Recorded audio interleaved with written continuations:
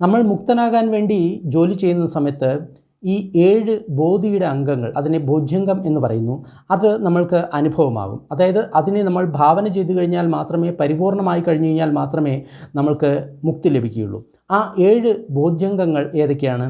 ഒന്ന് സതി, ധമ്മവിജയം, വീര്യം, പീതി, പസദ്ധി, സമാധി, ഉപേക്ഷ.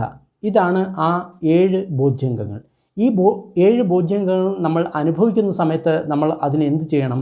നമ്മളതിനെ വീണ്ടും വീണ്ടും അഭ്യസിക്കണം. അതായത് ഈ 7 ബോധ്യങ്ങളെ ഭാവന ചെയ്യാനാണ് പറയുന്നത്.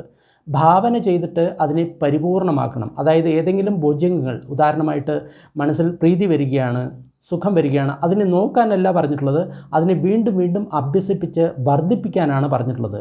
ദുഃഖത്തിനെയാണ് യഥാഭൂതം നോക്കാൻ പറഞ്ഞിട്ടുള്ളത്. ദുഃഖം, ദുഃഖത്തിൻ്റെ കാരണം, സമുദയം, അതല്ല. പക്ഷേ ബോധ്യംഗങ്ങളെ ഭാവന ചെയ്യാനാണ് പറയുന്നത്. സബ്ബാസവ സൂത്രത്തിൽ അങ്ങനെയാണ് പറയുന്നത്.